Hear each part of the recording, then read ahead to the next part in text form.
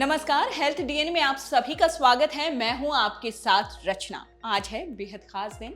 आज पूरी दुनिया मना रही है वर्ल्ड लंग डे। ये मनाना क्यों जरूरी है और आखिरकार हमारे जो लंग हैं वो कितनी ज़्यादा महत्वपूर्ण स्थान रखते हैं, हमारे स्वास्थ्य से जुड़ी कौन सी परेशानियां हमारे लंग को अनहेल्दी बना सकती हैं, हमें क्या ध्यान रखना चाहिए, इन तमाम बातों की जानकारी देने के लिए इस वक्त हमारे साथ खास मेहमान मौजूद हैं।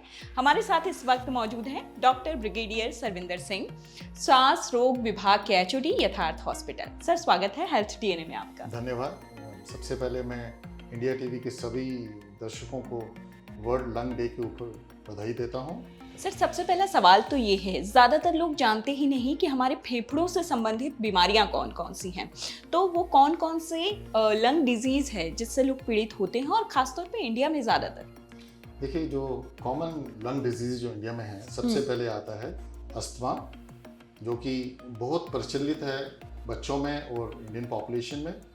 दुनिया में तकरीबन 25 करोड़ लोगों को अस्थमा है और जिससे तकरीबन 50 लाख लोग हर वर्ष उनकी डेथ होती है इनके कारण। उसके बाद है सीओपीडी, जिसको कि हम ब्रोंकाइटिस या एम्फेसिमा बोलते हैं। ये दुनिया में जानलेवा की जहाँ तक बीमारियों का उसमें है, थर्ड नंबर पे आती है। तकरीबन एक्सीडेंट और कैंसर के बाद third commonest cause of death दुनिया में जो है वो सीओपीडी है। ये आंकड़ा बहुत बड़ा है। हाँ जी, बहुत आंकड़ा है। और उसके बाद ट्यूबरकुलोसिस या तपेदिक, जो इंडिया में सबसे कॉमन बीमारी है, ये सब सहारन कंट्रियों में काफ़ी ज़्यादा है। और टीबी का जो HIV के बाद ट्यूबरकुलोसिस का ज़्यादा फैली है। और टीबी के बाद आता है हमारा निमोनिया, जो कि बच्चों में और बुजुर्गों में काफ़ी कॉमन पाया जाता है। और फिर उसके बाद लंग कैंसर, जो कि कैंसर जितने भी हैं कैंसरों के हिसाब से सबसे उत्तम या सबसे ऊपर नंबर आता है डेथ के। कैंसर जो डेथ्स होती हैं, सबसे कॉमन डेथ्स जो हैं लंग कैंसर के कारण होती हैं। आपने इतनी सारी बीमारियों के नाम जो गिनाए हैं, उनकी वजह क्या है? किन बातों कौन से सिम्टम्स हमें ऐसे दिखें कि हाँ, हम लंग से जुड़ी हुई किसी परेशानी से पीड़ित हैं, हमें फटाफट आपके पास जाना चाहिए?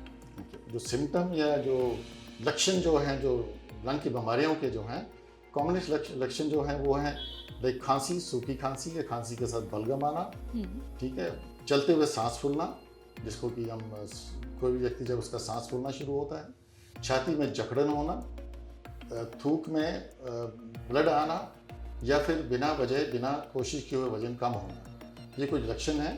खांसी आमतौर पे जो बड़ी ज़रूरी है, जो भी खांसी 2 हफ्ते से ज़्यादा हो, उस खांसी के लिए आपको डॉक्टर से जरूर मिलना चाहिए, उसकी ताकि जांच हो। तो समझ गए आप। अगर ये सारे सिम्टम्स आपको दिख रहे हैं तो फटाफट आप समझ जाइए कि आपको डॉक्टर की ज़रूरत है। डॉक्टर, ये जितनी आपने सिम्टम्स बताए हैं और जिन बीमारियों का नाम गिनाया है, क्या कुछ ऐसी सावधानियां हम रख सकते हैं कि हमें लंग डिजीज़ से हम दूर रहें, वो हमें ना हो, कुछ ऐसा? हाँ, ये बताने से पहले मैं बताना चाहूँगा कि लंग बीमारियाँ ज़्यादा कॉमन क्यों हैं हम लोगों में। उसका कारण है, एक कारण है जो स्मोकिंग, जो हमारे अर्बन और रूरल एरिया हर जगह प्रचलित है। लेडीज़ भी इस एरिया में काफ़ी स्मोकिंग या हुक्का या बीड़ी का इस्तेमाल करते हैं, ये कारण ये है। दूसरा है पोल्यूशन, जो पोल्यूशन जो है मौसम के हिसाब से पोल्यूशन आना, पराली बर्निंग से या फिर व्हीकुलर पोल्यूशन से होने से। पोल्यूशन एक बड़ा कॉमन काज है जो जिससे कि लंग बीमारियाँ।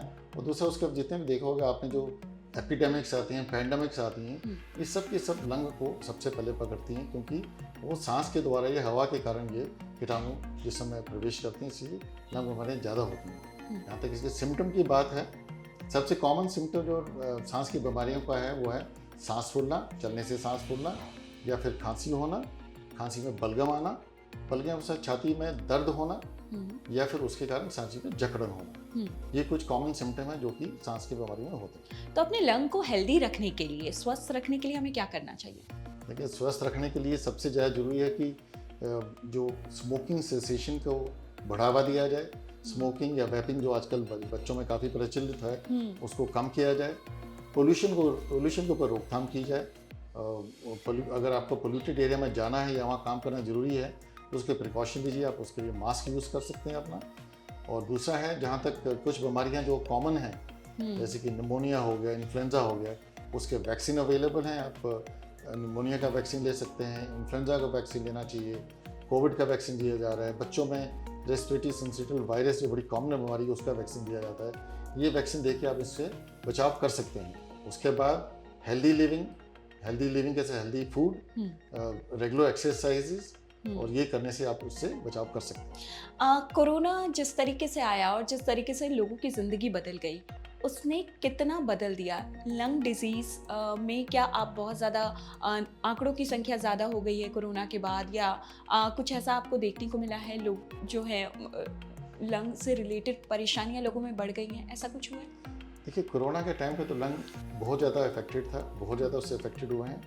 पोस्ट कोरोना जो है, कोरोना के बाद के जो सिम्टम जो लोगों में देखे गए हैं, जिनके फाइब्रोसिस हुआ तो उनमें तो सिम्टम चल ही रहे हैं, बट हमने देखा है कि कुछ लोगों में जो लॉन्ग कोविड जिसको हम बोलते हैं, जो लॉन्ग कोरोना के सिम्टम है, उसमें सांस फूलना, ब्रेथलेसनेस रहना, बिना कुछ लंग में या फेफड़े में कोई नुकसान होने के बावजूद भी लोगों को ये सांस की बीमारी अभी भी चल रही है।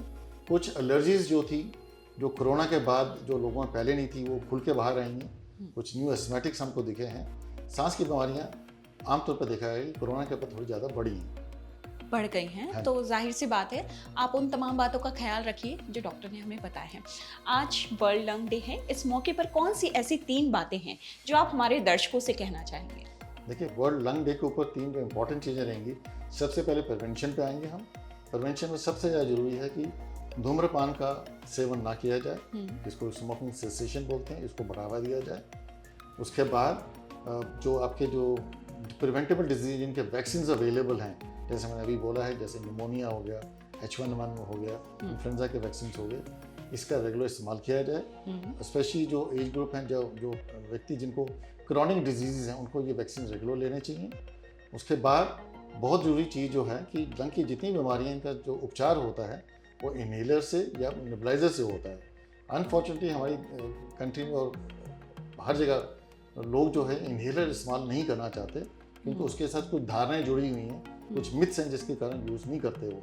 इस वर्ल्ड लंग डे पे मैं चाहूँगा कि प्रिंट मीडिया और विजुअल मीडिया जो है इसमें पहल करे और लोगों के ये जो मिथ्स को रिमूव करने के लिए और इसके जो फ़ायदे हैं जो इनहेलर थेरेपी के, वो लोगों को बताए जाएँ, ताकि ज़्यादा से ज़्यादा लोग अपनी जो लंग की बीमारियों का उपचार जो है इन दवाइयों से उसका फ़ायदा ले सकें।